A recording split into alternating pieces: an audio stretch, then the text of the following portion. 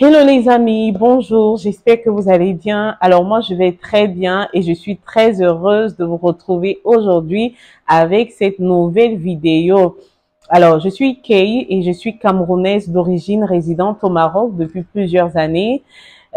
Si tu es nouveau sur ma chaîne YouTube, sache que sur cette chaîne je partage mon expérience professionnelle dans le centre d'appel. Je partage également des idées business en mettre en place au Maroc avec peu d'argent ou avec sans argent. Et sur cette chaîne, parfois, je fais des directs avec des invités qui nous partagent de leur expérience.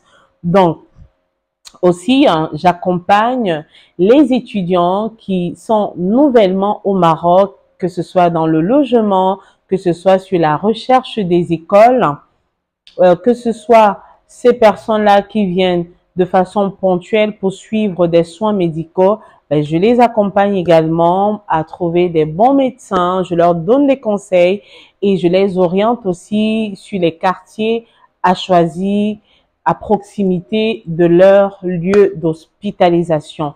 Donc, c'est ce que je fais ici. Éventuellement, je vous partagerai le Maroc. Je vous partagerai des villes que j'ai déjà visitées et que je vais visiter dans le futur. Par exemple, Tanger. J'étais à Tanger récemment, mais Tanger, c'est magnifique. Donc, c'est très, très beau Tanger. J'étais à Tanger, je connais Marrakech.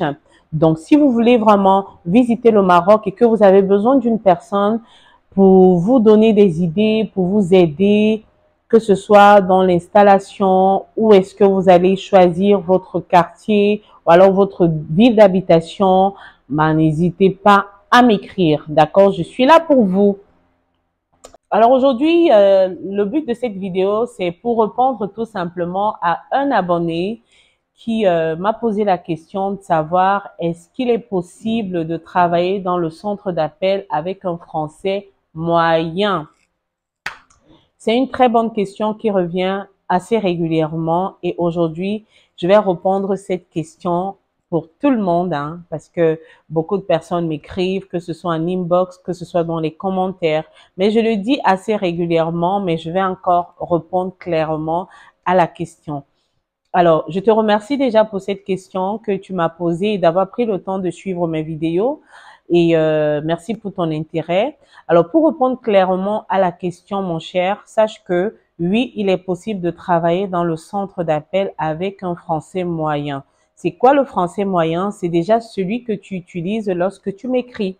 Lorsque tu écris un commentaire, lorsque tu réponds à un message, c'est déjà un français moyen. D'accord? Et si tu arrives à lire ce que tu écris, si tu arrives à réfléchir avant d'écrire et que ce soit lisible, c'est un français moyen. Et donc, pour travailler dans le centre d'appel, comme je le dis souvent dans mes vidéos, c'est que on n'a vraiment pas besoin d'un... Là, je suis en train de parler un français moyen. Je suis pas en train de parler un français soutenu, d'accord? Donc là, on n'a vraiment pas besoin d'un français hyper soutenu, donc un français hyper élevé pour travailler dans le centre d'appel. Il faut juste que le prospect ou l'abonné qui est en face de toi arrive à t'écouter. Il faut que tu arrives à communiquer, à communiquer avec la personne, à répondre aux questions de la personne et à te défendre quand il s'agit de traiter une objection. D'accord? Donc, c'est ce que tu dois déjà savoir pour travailler dans le centre d'appel. Est-ce que tu as toutes ces capacités-là? Si tu as toutes ces capacités-là, ben, tant mieux, tu peux te lancer dans le centre d'appel. Et quand tu vas te lancer dans le centre d'appel avec toutes ces capacités que je viens de citer là, comment tu vas améliorer ton français? Parce que, comme je l'ai dit tout à l'heure, le français que tu arrives à écrire et à lire est déjà moyen. Alors, comment donc améliorer ce français afin qu'il soit non plus un français moyen, mais qu'il soit un tout petit peu soutenu? Ben, tu vas l'améliorer à travers la lecture. Il faut beaucoup lire. Comme je l'ai dit récemment, je lis énormément. Sur l'une de mes vidéos, je l'ai dit, je lis énormément parce que moi, j'ai aussi beaucoup de lacunes en français.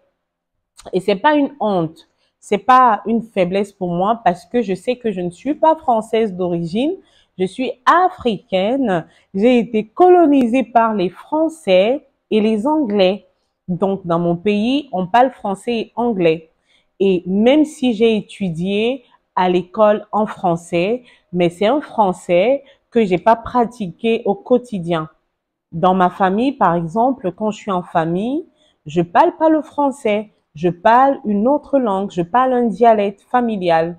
Et c'est pareil pour toi, tu es marocain, tu parles certainement arabe. Quand tu es en famille, tu parles le darija, tu parles le berbère ou que sais-je. Donc, tu ne t'exprimes pas au quotidien en français. D'accord? Donc, déjà, enlève cette barrière. Améliore ton français au quotidien à travers la lecture. Quels que soient les livres, mais les livres en fait qui vont t'aider. C'est-à-dire que les livres qui vont susciter une curiosité avec des mots que tu ne connaissais pas. Par exemple, tu apprends un mot, tu découvres un mot, qu'est-ce que tu dois faire? Tu vas chercher la traduction de ce mot-là. Et ça va te permettre d'enrichir ton vocabulaire dorénavant quand tu seras en train d'échanger avec un prospect en ligne. Bien souvent, il y a des prospects qui utilisent certains termes que tu ne connais pas. Donc, si tu ne lis pas, tu ne sauras pas ce que c'est. Donc, c'est important de lire. Après, la deuxième astuce que je vais te donner, c'est de suivre des podcasts, d'accord? Tu es en train de faire le ménage, tu mets une petite émission là avec des écouteurs ou peu importe, ou alors tu es en train d'aller à l'école, tu mets une petite émission et ça va te permettre, bien entendu, de travailler ta connaissance, ton écoute. Aussi, si tu as des émissions, si tu écoutais beaucoup plus des émissions en arabe ou en darija ou peu importe, commence à écouter des émissions en français, des débats télévisés, des débats télévisés, des animations, des séries télévisées et tout ce que tu aimes en fait, que tu aimais voir en arabe, commence à les voir en français. Comme ça, tu sauras que voilà, je dois répondre comme ça, je dois dire ceci, je dois faire cela. Ça va te permettre d'améliorer aussi ton français, d'accord? Tes connaissances en français. Donc, c'est un peu tout pour cette vidéo. Voilà, donc c'est un peu tout ce que je peux te dire pour t'encourager. Comme je l'ai dit tout à l'heure, pour connaître le français, il faut écouter, il faut lire, il faut pratiquer. Donc, au lieu de t'exprimer dorénavant en arabe avec tes amis ou avec la famille, je sais qu'avec la famille, c'est pas facile. Surtout que ici au Maroc, quand tu parles français, donc c'est pas facile. Donc, mais si tu as des amis vraiment qui s'expriment en français, tu peux parler français avec eux régulièrement parce que tu as un objectif à atteindre. Ton objectif principal, c'est de travailler dans des sociétés françaises. C'est pas forcément dans le centre d'appel. L'objectif principal, justement, c'est d'être au contact avec des personnes qui parlent le français et tu as besoin d'améliorer tes connaissances linguistiques en français.